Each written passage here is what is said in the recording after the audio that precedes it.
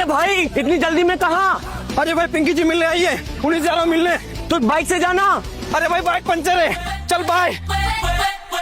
सुप्रीत। हाँ मम्मी। तेरे पापा कहाँ गए? ए सुप्रीत, मैं जा रहा हूँ पिंकी से मिलने, बस तू अपनी माँ से बचा लेना। लाइक और सब्सक्राइब कर दो अगर आप अपनी मोम से प्यार करते हो, नहीं तो ये मकड़ी आपको काट लेगी।